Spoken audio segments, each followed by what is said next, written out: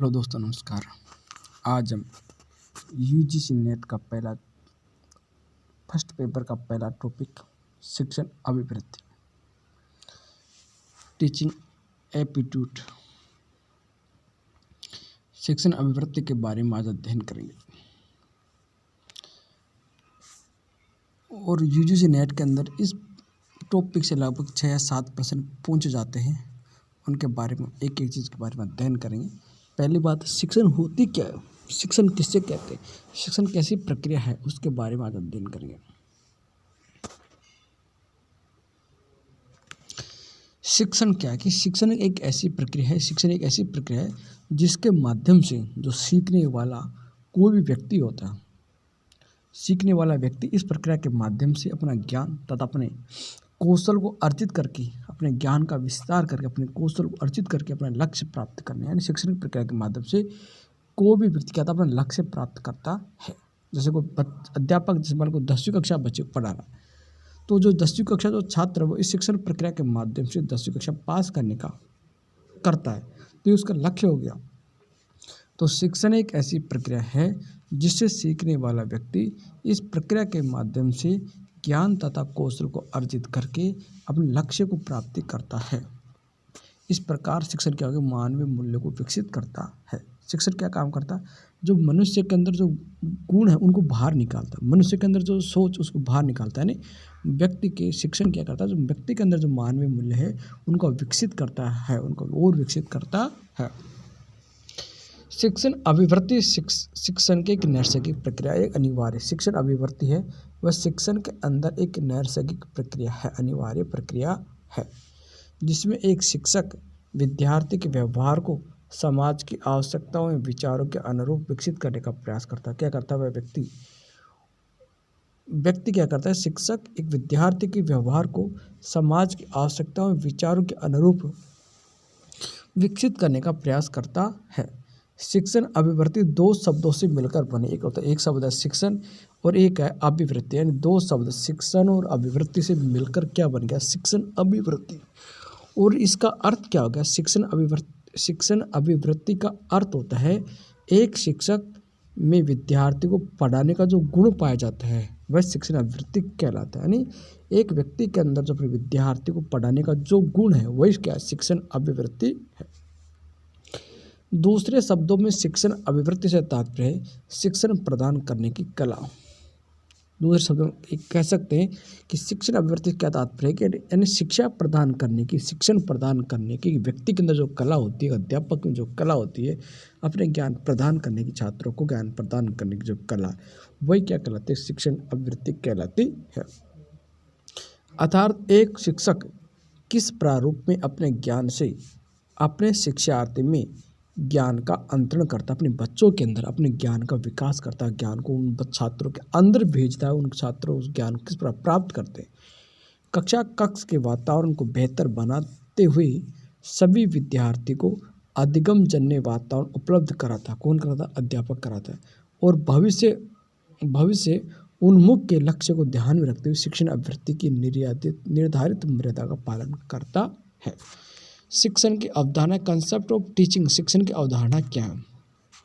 यदि हम बड़े रूप में यदि शिक्षा का अर्थ समझते हैं तो बड़े रूप में होते हैं शिक्षा औपचारिक और अनौपचारिक जो दोनों होता है। औपचारिक रूप से और अनौपचारिक रूप से जो जीवन में जो कुछ सीखता रहता है वह क्या कहलाती है, शिक्षा कहलाती है।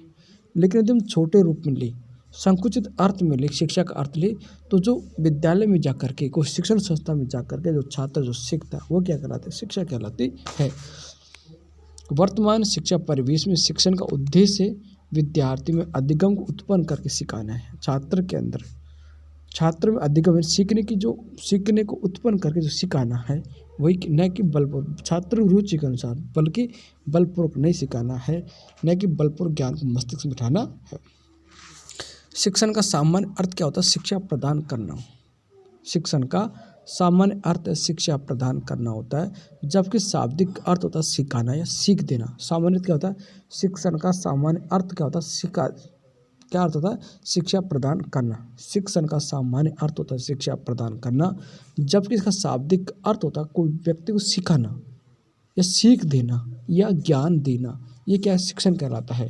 शिक्षण कैसी प्रक्रिया है? एक शिक्षण क्या एक सामाजिक प्रक्रिया है। पूछ सकता है प्रश्न कि शिक्षण कैसी प्रक्रिया, सामाजिक, राजनीतिक और कौन सी सामाजिक प्रक्रिया है, जिसमें शिक्षक विद्यार्थी को नए ज्ञान देकर क्या करता है, जिससे इस प्रक्रिया के माध्यम से इस शिक्षण प्रक्रिया के अंदर कोई भी अध्यापक होता है वो अपने छात्रों को नया ज्ञान प्रदान करता है, नया ज्ञान देकर के शिक्षित करता है।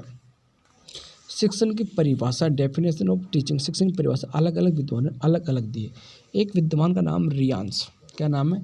रियांश विद्वान है। ये विद्वान क्या कह रहा है कि दूसरों को सिखाना, दिशा निर्देश देने और उन्हें निर्देशित करने की प्रक्रिया, यानी रियांश, यानी इसको रियलाइज क्या हो गया। देखिए रियांश क्या करता है, रियांश शब्द है, इस रियांश को हम ऐसे रियलाइज मानते हैं, यानी जो दूसरों को सिखाना, उसे रियलाइज हो गया कि वह व्यक्ति कमज़ोर है, किसी को जाए कमज़ोर कि मेरे छात्र कमज़ोर है, ये उस व्यक्ति एक अध्यापक को एक ये रियलाइज हो गया कि मेरे छात्र कमज़ोर है, तो वह अपने छात्रों के दूसरों को सिखाता है, दिशा निर्देश देने और उन्हें निर्देशित करने की प्रक्रिया, ये क्या शिक्षण है, ऐसे भी याद करेंगे। किसकी परिभाषा?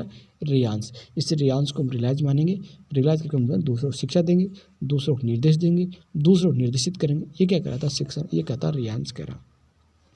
गेज, गेज का अंतर होता है, गेज का एक सामान्य अर्थ होता है, गेज का सामान्य अर्थ हम पूछते हैं कि अंतर, एक गेज नाम का तो विद्वान है, लेकिन इसकी परिभाषा याद करने ट्रिक्स के रूप में देखो, गेज का अर्थ होता है बीच का अंतराल होता है। तो क्या शिक्षण एक प्रभावशाली प्रक्रिया जिसका उद्देश्य दूसरे व्यक्ति के व्यवहार में अपेक्षित परिवर्तन लाना, यानी थोड़ा चेंज करना, गेज करना, उन्हें उस जगह से अंतराल करना, यानी पहले यहाँ था तो यहाँ से यहाँ ले जाना, यानी उसके व्यवहार में क्या करना, अपेक्षित परिवर्तन लाना, ये क्या कर रहा था, शिक्षण कर रहा। ये कौन कह रहा है? गेज कह रहा है। B.O. स्मिथ, स्मिथ आजा, यानी उसको क्या करना, अभिप्रेरित करना, अधिगम को अभिप्रेरित करने की क्रिया क्या कहलाती है? शिक्षण कहलाती है। अधिगम को अभिप्रेरित करने की क्रिया क्या कहलाती है? शिक्षण कहलाती है। इस कह रहा स्मिथ कह रहा।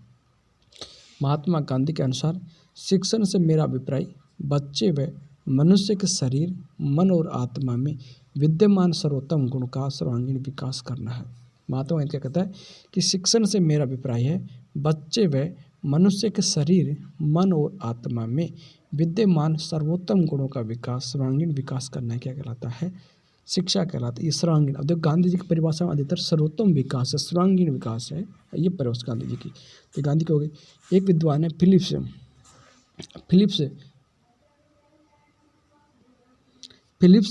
क्या कहता है, इसका एक केंद्रीय तत्व होता है। फिलिप्स हो रहा है शिक्षण वह संस्थान है जिसका केंद्रीय तत्व ज्ञान का संग्रहण करना। ये कौन कर रहा है? फिलिप्स कह रहा है कि शिक्षण वह संस्थान है जिसका केंद्रीय तत्व क्या है? ज्ञान का संग्रह करना है।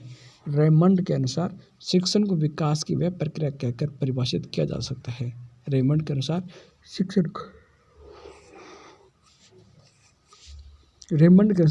को विकास की वह प्रक्रिया कहकर परिभाषित किया जाता है जिसमें मनुष्य बचपन से प्रौढ़ावस्था तक अनेक प्रकार से अपने भौतिकी और सामाजिक और आध्यात्मिक पर्यावरण से अनुकूल करना सीखता है। रेमंड के अनुसार शिक्षण को विकास की वह प्रक्रिया कहकर परिभाषित किया जाता है जिसमें मनुष्य, यानी रेमंड के अनुसार बचपन से लेकर के प्रौढ़ावस्था तक उसमें भौतिक, सामाजिक और आध्यात्मिक पर्यावरण के अनुकूल जो सीखता है वह क्या कहलाता है? शिक्षण। ये कह रहा है रेमंड के अनुसार परिभाषा हो गई। अब शिक्षण के उद्देश्य क्या हैं भाई, शिक्षण क्यों लिया जाता है, क्या क्या उद्देश्य है? एक डॉक्टर राधाकृष्णन के अनुसार शिक्षण के उद्देश्य परिभाषा दी गई कि शिक्षा को मनुष्य और संपूर्ण समाज का निर्माण करना। शिक्षा क्या कैसे होनी चाहिए कि मनुष्य और संपूर्ण समाज, शिक्षा से होनी चाहिए जिससे मनुष्य और संपूर्ण समाज का निर्माण करना चाहिए। शिक्षा का उद्देश्य क्या है? मनुष्य और संपूर्ण समाज का निर्माण करना चाहिए। इस कार्य को किए बिना शिक्षा पूर्ण, यदि वह मनुष्य और संपूर्ण समाज का निर्माण नहीं करते जब तक शिक्षा की अधूरी मानी जाती है, अपूर्ण कहलाती है। शिक्षण के लिए उद्देश्य होना आवश्यक है। यदि शिक्षण समाज की आवश्यकता और लक्ष्यों के नहीं होगा तो गतिशील समाज का निर्माण नहीं हो पाएगा। शिक्षण के प्रमुख उद्देश्य इस प्रकार है। देखो शिक्षण का उद्देश्य क्या? बालक की क्षमता का विकास करना, बालक के अंदर क्षमताओं का विकास करना शिक्षण का एक उद्देश्य है। सामाजिक और मानवीय मूल्यों का विकास करना, हर व्यक्ति के अंदर, हर बालक के अंदर उसमें सामाजिक गुणों का विकास करना, मानवीय गुणों का विकास करना, ये भी क्या है? शिक्षा का उद्देश्य है। जीवन शैली को व्यापक बनाना, एक जीने का तरीका, जीवन शैली किस प्रकार की होनी चाहिए, हमें क्या क्या करना चाहिए, जीवन कैसे आगे बढ़ना चाहिए, इस पर जीवन शैली को क्या विस्तार करना, व्यापक बनाना भी इसका उद्देश्य, शिक्षण का उद्देश्य है। ज्ञानार्जन के अनुसार जीविकोपार्जन करना, क्या कह रहा है, शिक्षण का उद्देश्य क्या, ज्ञान अर्जन करने के साथ साथ जीविकोपार्जन करना भी शिक्षण का उद्देश्य है। बालकों में क्रियाशीलता का विकास करना तथा उन्हें क्रिया करने का अवसर प्रदान करना। क्या कह रहा है, शिक्षण का उद्देश्य क्या है, बालकों में क्रियाशीलता का विकास करना तथा उन्हें क्रिया करने का अवसर प्रदान करना होता है। बालकों या विद्यार्थियों में सृजनात्मक क्षमता का विकास करना तथा उन्हें सृजनात्मक कार्य के लिए प्रेरित करना भी क्या कहता है, शिक्षण का उद्देश्य है। विद्यार्थी को दिए गए सैद्धांतिक ज्ञान को व्यवहारिक रूप में प्रयोग करने के लिए प्रेरित कर। और क्या उद्देश्य है शिक्षण का, कि विद्यार्थी को जो ज्ञान दिया जाता है उस ज्ञान को वो अपने व्यवहार में प्रयोग करना चाहिए, इस प्रकार ज्ञान दिया जाए, इस पर प्रेरित करना चाहिए उनको। विद्यार्थियों में आपसी सहयोग की भावना उत्पन्न करना या उन सहनशीलता भाव। शिक्षा ऐसी होनी चाहिए, शिक्षा का ऐसा शिक्षण इस प्रकार का होना चाहिए, उद्देश्य होना चाहिए शिक्षण का कि वो बालक अपने क्या आपसे सब मिल के सहयोग की भावना का उत्पन्न करने वाला तथा सहनशील भाव पैदा करने वाला होना चाहिए। परिस्थितियों के अनुकूल स्वयं को ढालने तो अनुकूल बनाना एवं समक्ष समस्या का निदान प्रस्तुत करना रहना चाहिए। अब लेवल ऑफ टीचिंग, शिक्षण का स्तर क्या होता है, शिक्षण का कैसा होना चाहिए, लेवल ऑफ टीचिंग, शिक्षण का स्तर किस प्रकार का होना चाहिए। शिक्षण की प्रक्रिया में शिक्षा का क्रियात्मक या व्यवहारिक रूप देखा जाता है।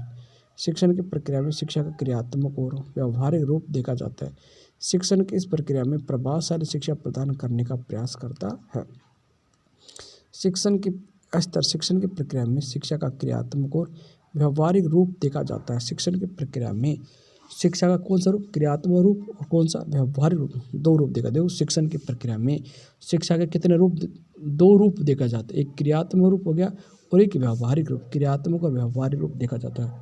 शिक्षक इस प्रक्रिया में प्रभावी शिक्षा प्रदान करने का प्रयास करता है। कैसे शिक्षा, प्रभावी बच्चों पर प्रभाव डालने वाली प्रदान करता है, जिससे कि छात्र आसानी से ज्ञान का अर्जन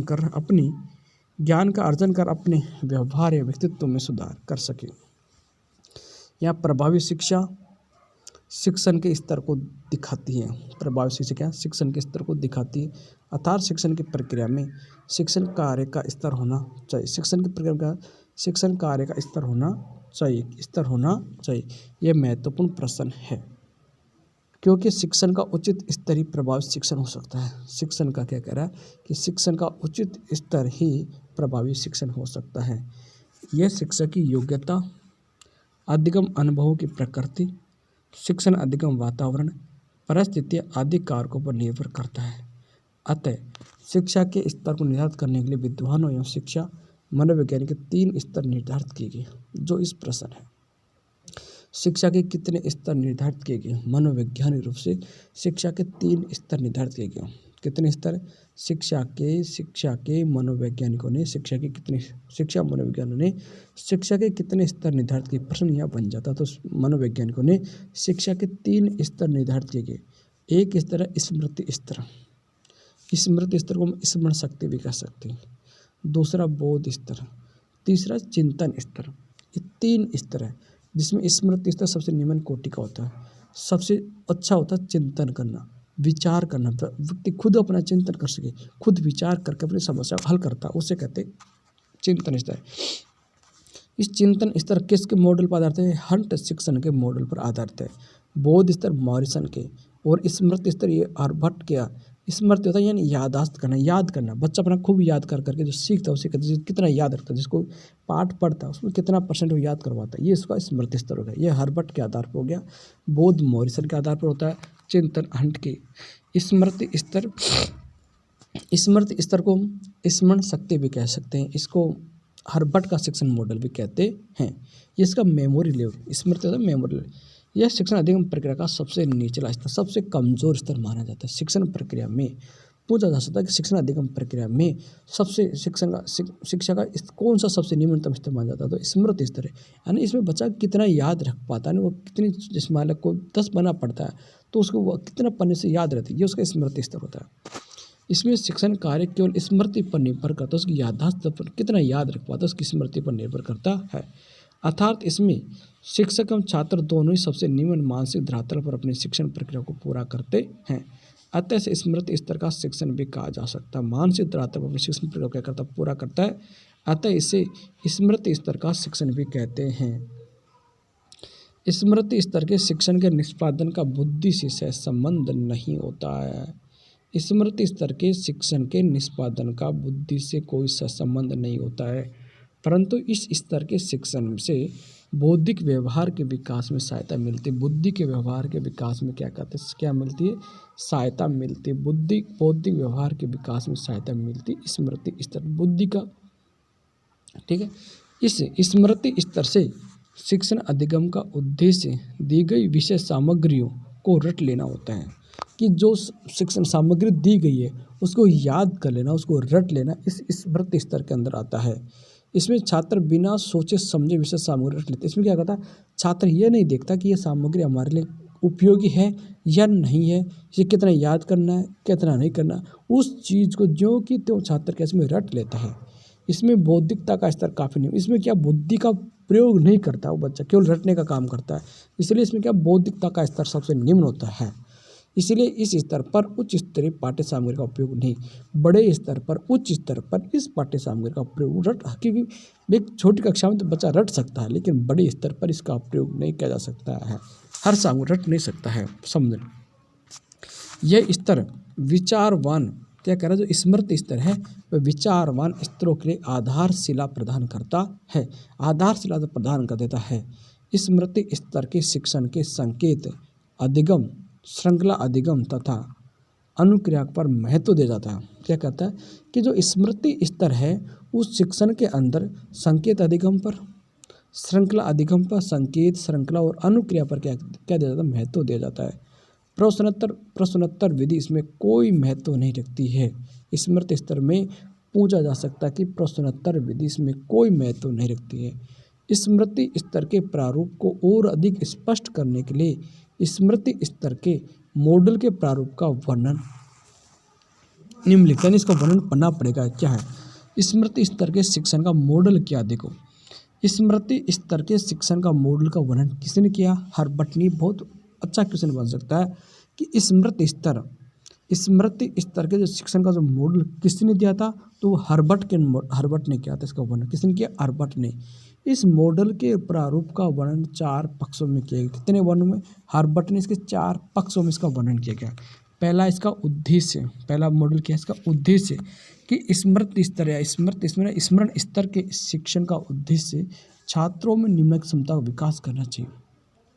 यानी स्मृति स्तर का जो शिक्षण है उसके क्या उद्देश्य होने चाहिए? तो उसके उद्देश्य होने चाहिए छात्रों के अंदर मानसिक पक्षों का, उसके मानसिक पक्ष है उसको प्रशिक्षण करना, यानी उनको और उसमें सुधार करना, उसको शिक्षित करना, प्रशिक्षित करना। मानसिक पक्ष में तथ्यों का ज्ञान प्रदान करना, तथ्यों के बारे में ज्ञान प्रदान करना, सीखे हुए तथ्यों का प्रत्यय स्मरण रखना। क्या कह रहा है? जो सीखे हुए तथ्य है उनका प्रत्यय स्मरण रखना हो गया। सीखे हुए ज्ञान का प्रत्यय स्मरण करना तथा पुनः प्रस्तुत करना, एक मानसिक पक्षों का प्रशिक्षण देना, तथ्यों का ज्ञान प्रदान करना, सीखे हुए तथ्यों का प्रत्यय स्मरण रखना, सीखे हुए ज्ञान का प्रत्यय स्मरण करना तथा पुनः प्रस्तुत करना, इसका उद्देश्य। स्मृति स्तर के शिक्षण मॉडल का प्रारूप ऐसा होना चाहिए जिसके द्वारा उपरोक्त उद्देश्य की प्राप्ति की जा सके। इसका उद्देश्य। दूसरा क्या था, इसका संरचना कैसी होनी चाहिए? हर्बट के जो स्मृति स्तर है, इस स्मृति पहला उद्देश्य क्या? पहला तो इसका उद्देश्य हो गया। हर्बट के 4 दिन हर्बट ने स्मृति स्तर शिक्षण के, तो पहला उद्देश्य। दूसरा संरचना कैसी होनी चाहिए? स्मृति स्तर के की संरचना हर्बट के शिक्षण प्रक्रिया में प्रस्तुतिकरण पर अधिक बल दिया।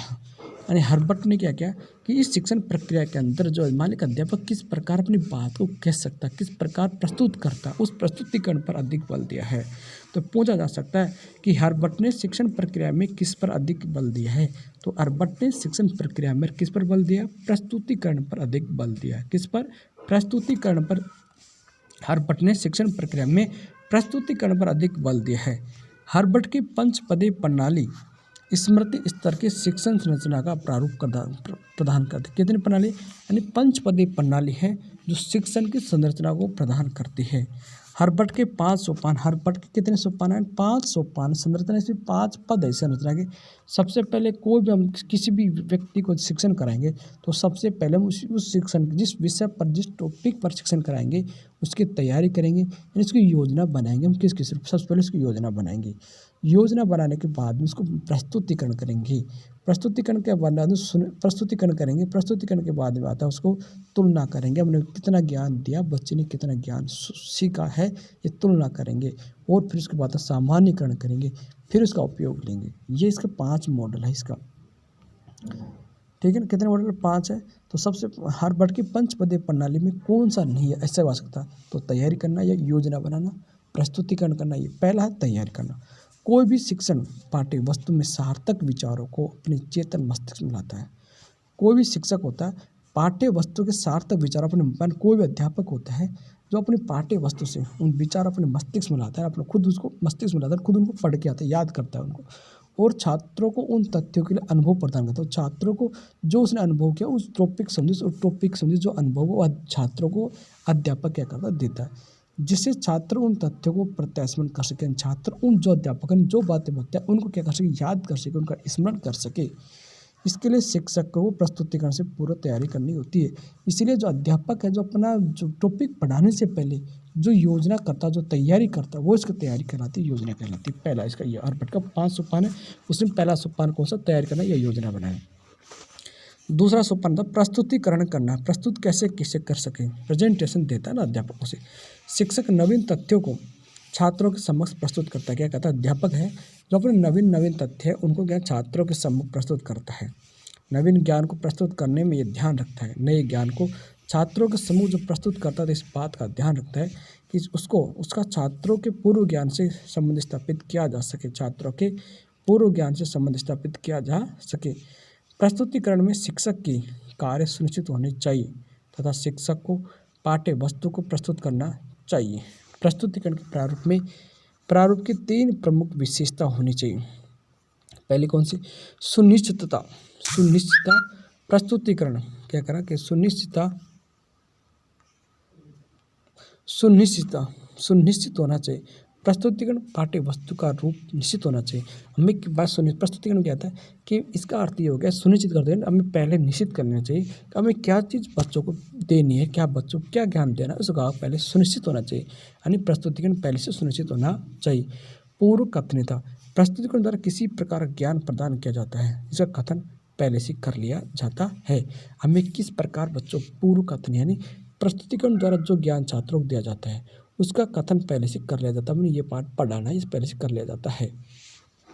ज्ञान के स्वरूप का अवलोकन करना है, ज्ञान की विशिष्ट रूप का प्रस्तुतिकरण ऐसा हो जिसका अवलोकन हो सके अर्थात देखा जा सके। उस ज्ञान का ऐसा ज्ञान दिया जाना चाहिए बच्चों को कि हम उसका अवलोकन कर सकें, उसको देख कर सकें कितना बच्चे ने सीखा कितना नहीं सीखा, इस बात का अवलोकन कर सके।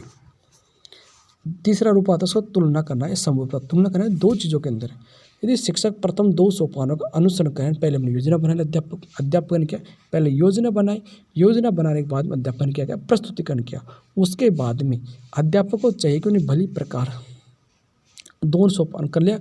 उसके बाद अध्यापक को चाहिए कि जो छात्र नवीन तथ्यों की समानता की तुलना कर सकते हैं तथा नए तथा पुराने विचार में संबंध स्थापित कर सकते हैं, उन्हें सम्मिलित तथा विचार कर सकते हैं। कि अध्यापक ने मान लीजिए पहले योजना बनाए फिर अपना ज्ञान देने के बाद में उस वो तुलना करनी चाहिए कि छात्र में जो पुराने ज्ञान था और अभी नवीन ज्ञान में कितना अंतर है, उसने क्या क्या सीखा, इस बात तुलना करनी चाहिए। इसके बाद में आता सामान्यकरण करना, जनरलाइजेशन, सामान्यकरण। इस सोपान के अंतर्गत छात्र 2 या 2 से अधिक तथ्यों में सम्मिलित तत्वों को बताने का प्रयास करता है। क्या कह रहा है कि इस सोपान के अंतर्गत छात्र 2 या 2 से अधिक तथ्यों में सम्मिलित तत्वों को बताने का प्रयास कर सकता है, उनके आधार पर कोई सिद्धांत निकाल सकता है जिसका सामान्यकरण कहते हैं। उपयोग, एप्लीकेशन, नवीन सीखे हुए ज्ञान व सिद्धांतों को अन्य तथ्यों समस्याओं के समाधान प्रयोग होता है। उपयोग करना कि छात्र जो ज्ञान सीखा, छात्र ने भी कोई ज्ञान सीखा, उस ज्ञान को उसे समस्या आ रही है उस समस्या का समाधान करने में उपयोग में ले जाते ज्ञान, उसे कहते हैं उपयोगी।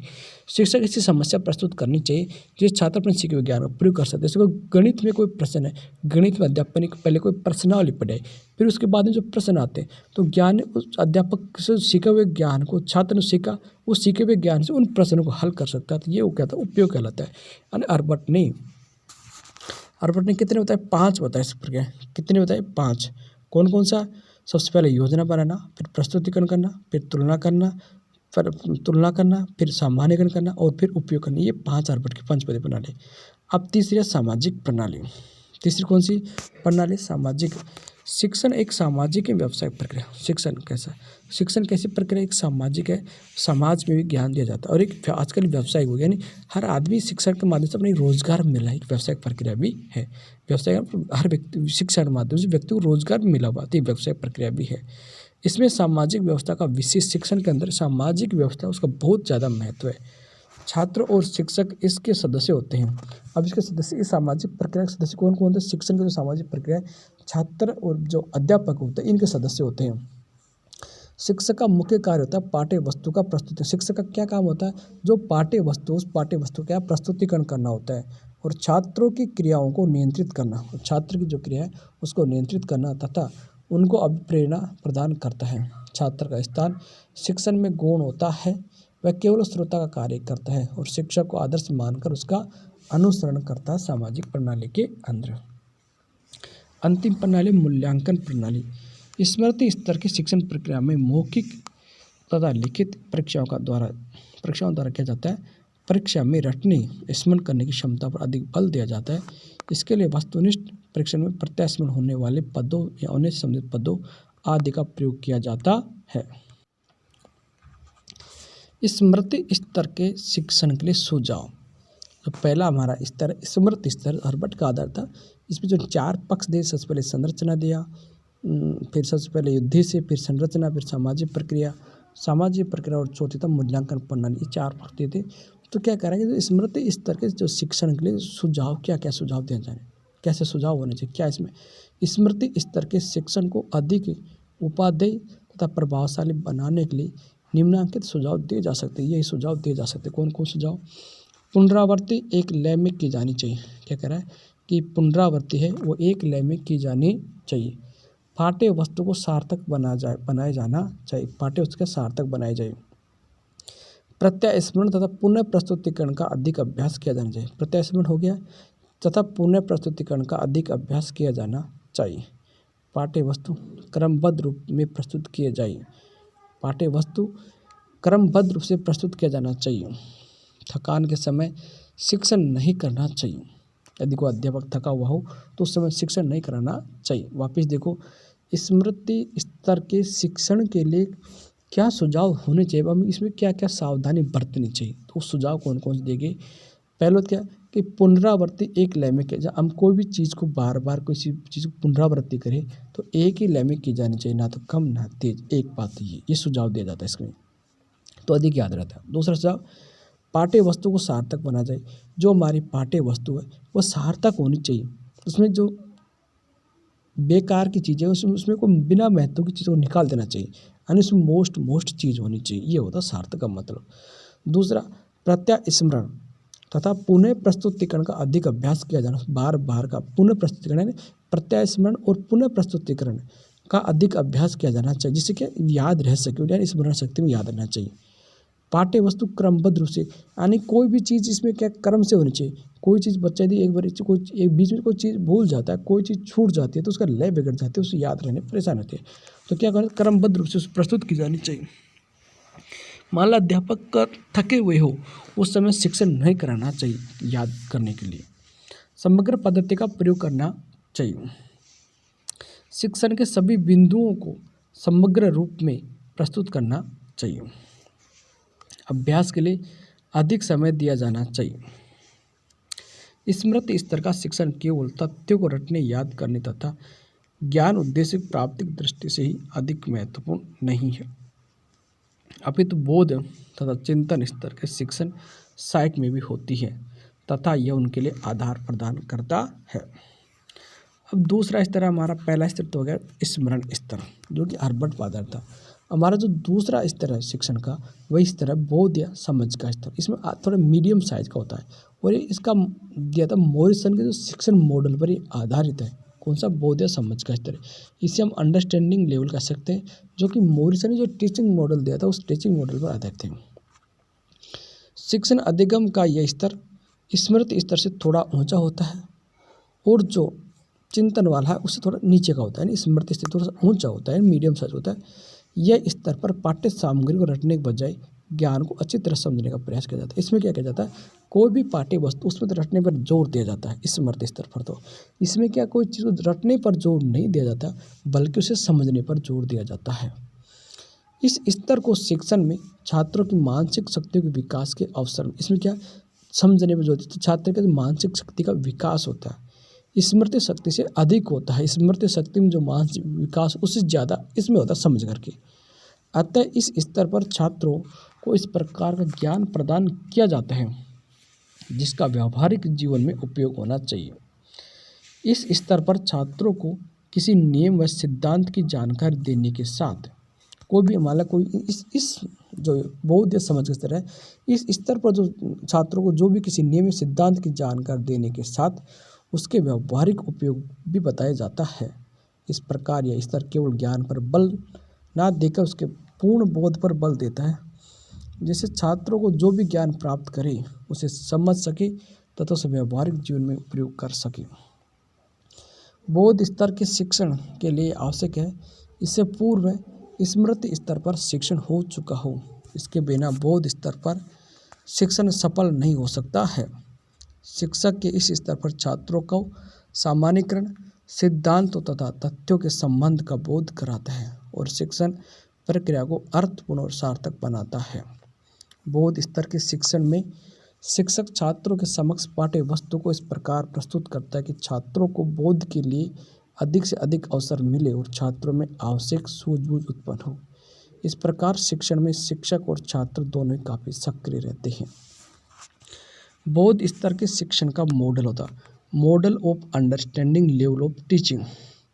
मॉरिसन के बौद्ध स्तर के शिक्षण मॉडल के 4 चरणों। मॉरिसन ने जो बौद्ध स्तर है या समझ स्तर के आधार पर जो शिक्षण का जो मॉडल है इसको 4 चरण उद्देश्य में उद्देश्य उसमें भी उद्देश्य था, इसमें भी उद्देश्य है, उसमें भी संरचना है, इसमें भी संरचना है।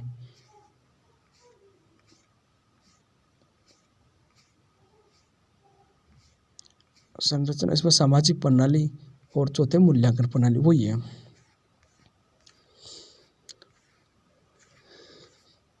पहला है उद्देश्य।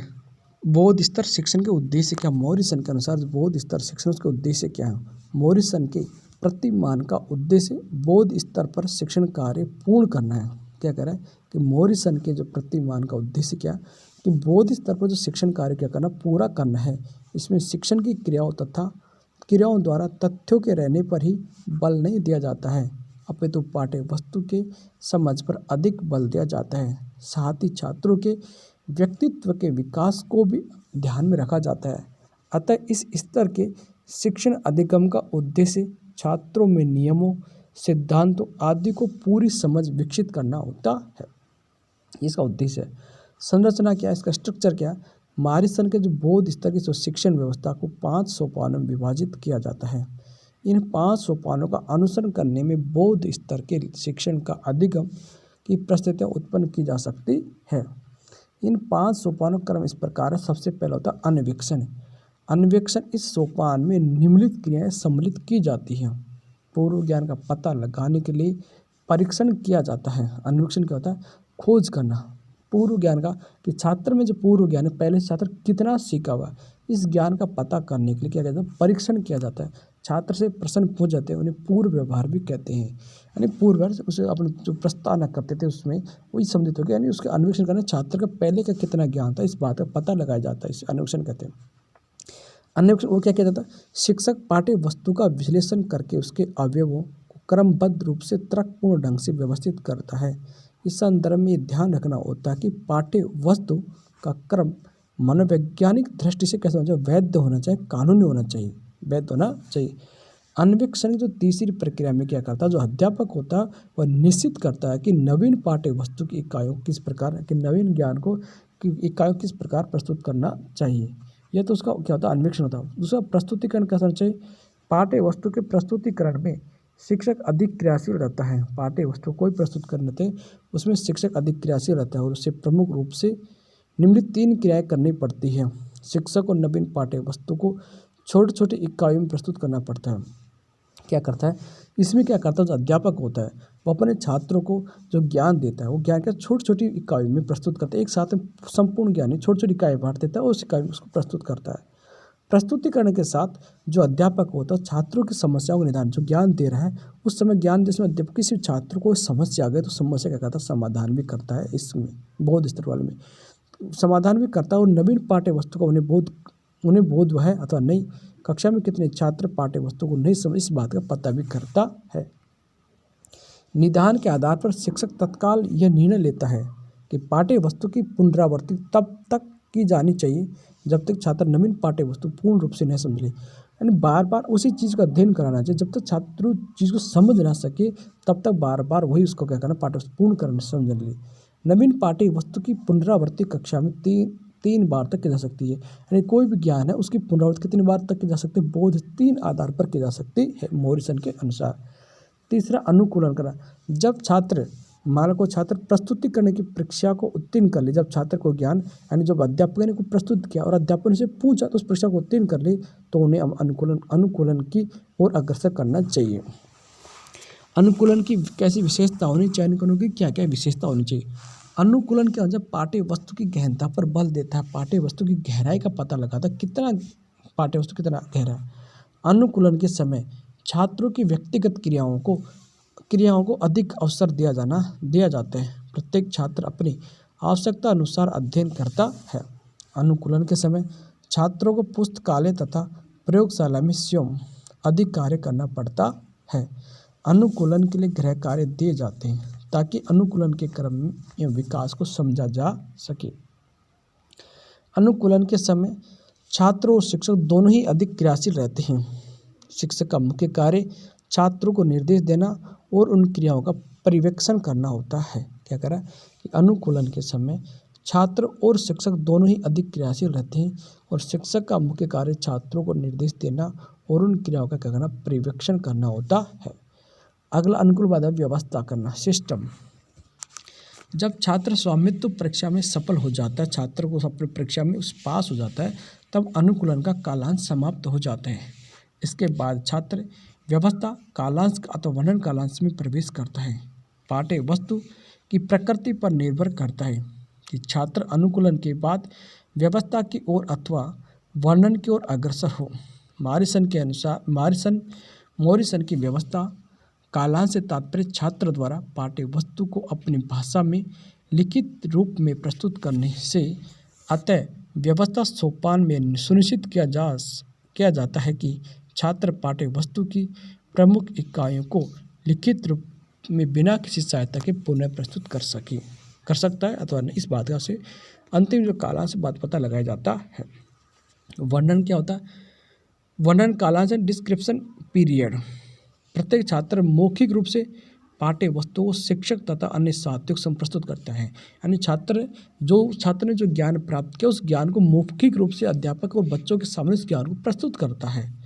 वह सीखे हुए विषय को सारांश रूप में प्रस्तुत करता है। जो ज्ञान से सीखा उसकी जो मोटी मोटी बातें वो सारांश के रूप में सबके सामने प्रस्तुत करता है।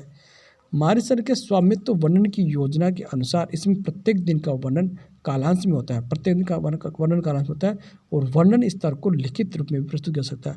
और जो उसने सीखा है ये को जरूरी मौखिक उसको लिखित रूप में प्रस्तुत किया जा सकता है। और अगला आता तीसरा टॉपिक है सामाजिक प्रणाली, सोशल सिस्टम। बौद्ध स्तर के शिक्षण की सामाजिक प्रणाली विभिन्न सोपानों में बदलती रहती है। तो बौद्ध स्तर पर की जो सामाजिक प्रणाली है वह अलग अलग सोपान के अनुसार क्या अलग अलग तरह की बदलती रहती है। प्रस्तुतिकरण सोपान में सामाजिक प्रणाली स्मृति स्तर के समान होती है। क्या कह रहा है कि प्रस्तुतिकरण जो सोपान है उस सोपान में जो सामाजिक प्रणाली होती है वो क्या कहता है, स्मृति स्तर के समान होती है।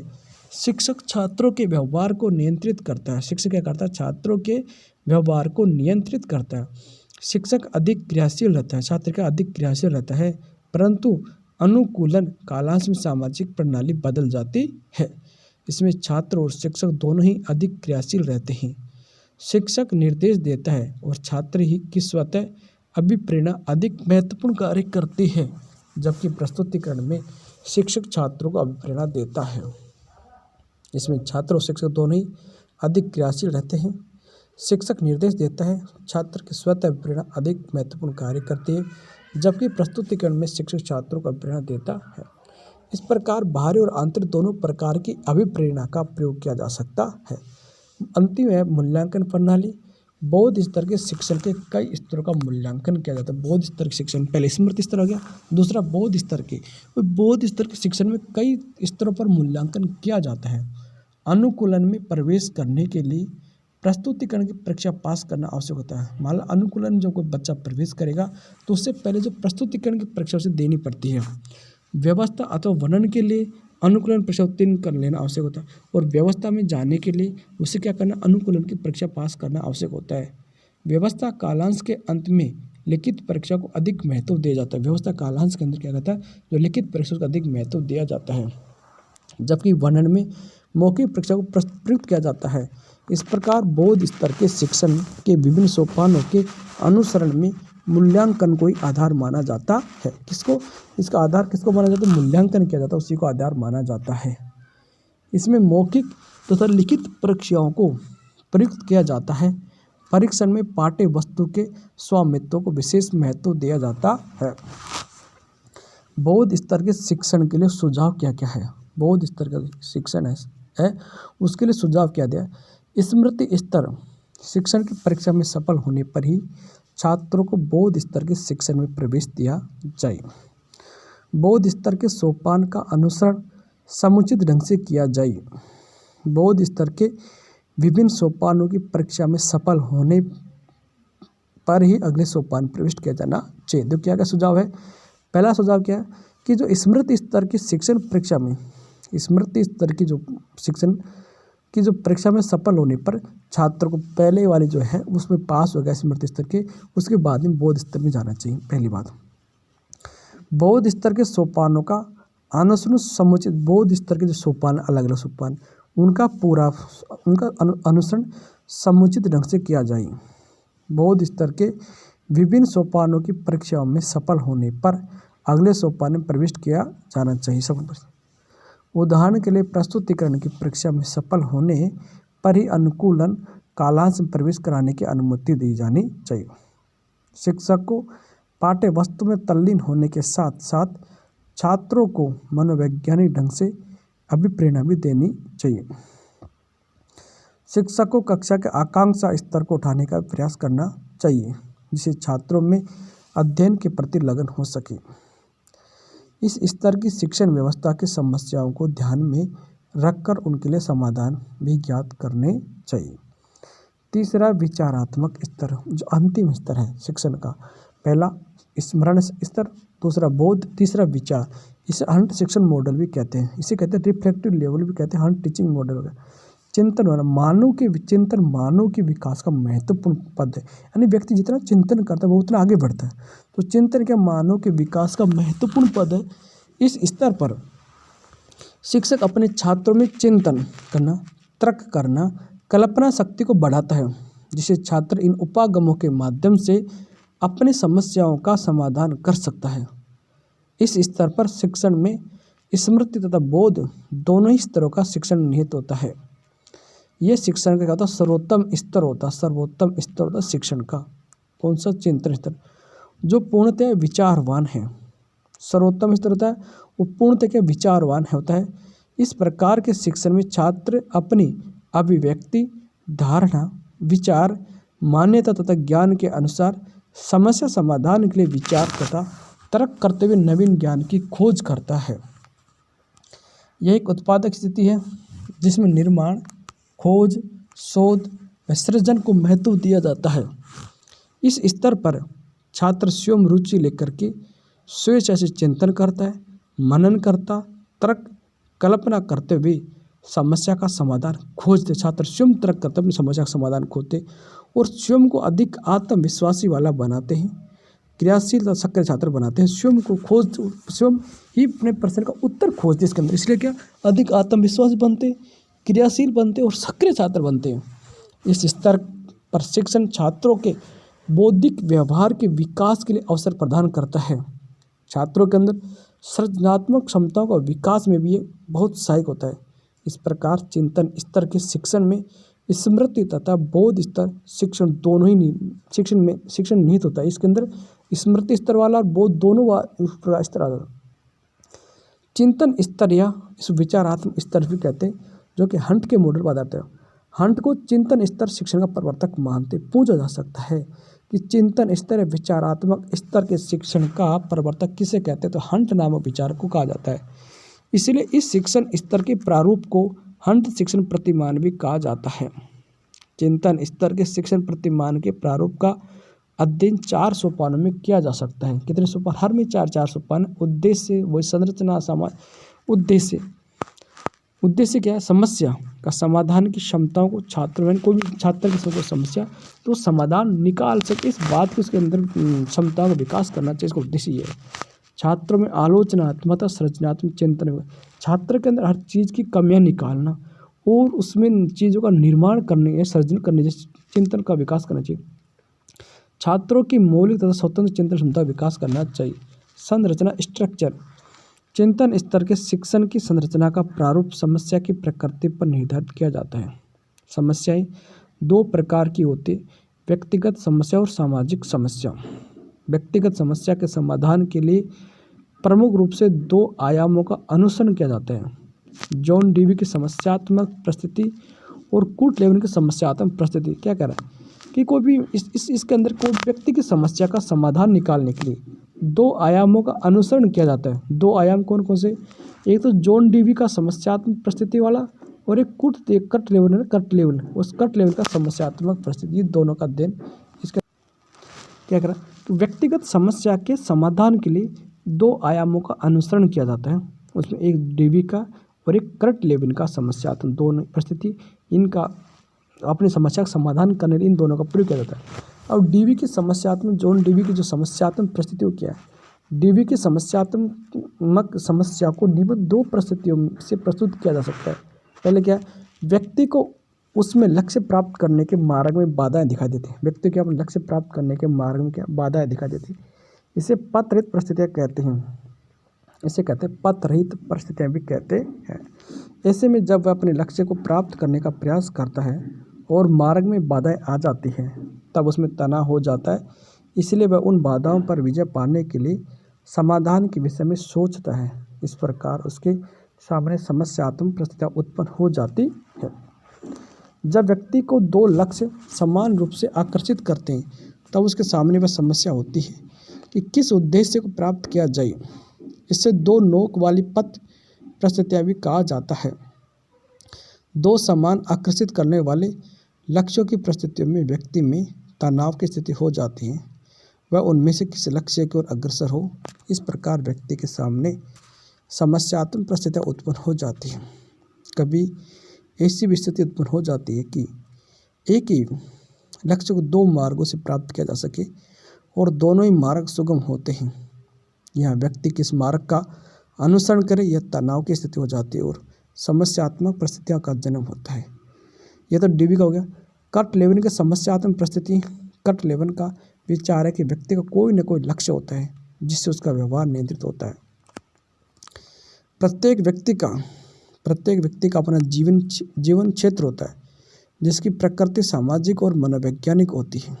व्यक्ति और लक्ष्य की स्थिति तनाव उत्पन्न करते हैं जिससे समस्यात्मक परिस्थिति बन जाती है। समस्यात्मक परिस्थिति कैसे बनती है? व्यक्ति और लक्ष्य की स्थिति में तनाव उत्पन्न होती है, समस्यात्मक हो जाती है। सामाजिक प्रणाली, चिंतन स्तर की सामाजिक प्रणाली इस स्मृति तथा बोध स्तर से बिल्कुल अलग होती है। चिंतन स्तर की सामाजिक प्रणाली है जो बोध स्तर की जो सामाजिक प्रणाली से उससे बिल्कुल अलग होती है। इसमें छात्र इसमें अधिक क्रियाशील, इसमें जो चिंतन स्तर वाली है, जो विचार वाली है, इसमें क्या छात्र अधिक क्रियाशील, छात्र अधिक जितना एक्टिव रहता है, क्रियाशील रहता है। कक्षा का वातावरण खुला होता है, वो स्वतंत्र होता है, छात्र कुछ भी करे। सीखने की परिस्थितियाँ अधिक आलोचनात्मक होती है। इस स्तर पर छात्रों की स्वतः अभिप्रेरणा अधिक महत्व होता है। छात्र समस्या के प्रति जितना अधिक संवेदनशील होगा उतना ही उसकी मौलिक चिंतन का अधिक विकास होगा। शिक्षक का कार्य उनके आकांक्षा स्तर को उठाना है। आकांक्षा स्तर ऊंचा होने पर ही उसके आत्मिक उच्चता अधिक होगी। इस स्तर पर सामाजिक अभिप्रेरणा का विशेष महत्व होता है। छात्र में अध्ययन के प्रति विशेष अनुराग उत्पन्न होता है। चिंतन वाले में चिंतन स्तर पर शिक्षक का स्थान क्या होता है? गौण हो जाता है। इसमें शिक्षक ज़्यादा एक्टिव नहीं रहता, इसमें बच्चा एक्टिव रहता है, शिक्षक इसमें ज़्यादा एक्टिव नहीं रहता है। शिक्षण के लिए वाद विवाद तथा सेमिनार आदि विधियाँ अधिक प्रभावशाली होती है। मूल्यांकन प्रणाली, चिंतन स्तर के शिक्षण के प्रतिमान का मूल्यांकन करना कठिन होता है। चिंतन स्तर के शिक्षण की निष्पत्तियों के लिए निबंधात्मक परीक्षा अधिक उपयोगी होती है। इस स्तर की परीक्षा की व्यवस्था करते समय निम्नलिखित पक्षों को ध्यान में रखना चाहिए। छात्र की अभिवृत्तियों विश्वासों को मापन किया जाए। अधिगम की क्रियाओं में छात्रों की तल्लीनता को भी जांच की जाए। छात्रों की समस्या समाधान प्रवृत्ति का भी मापन किया जाए। छात्रों की आलोचनात्मक तथा सृजनात्मक क्षमताओं के विकास का भी मूल्यांकन किया जाए। चिंतन स्तर के मूल्यांकन के शिक्षण के लिए वस्तुनिष्ठ परीक्षा अधिक उपयोगी नहीं होती है। छात्रों की इन क्षमताओं के विकास का मूल्यांकन निबंधात्मक परीक्षा के द्वारा किया जा सकता है। चिंतन स्तर के शिक्षण के लिए सुझाव।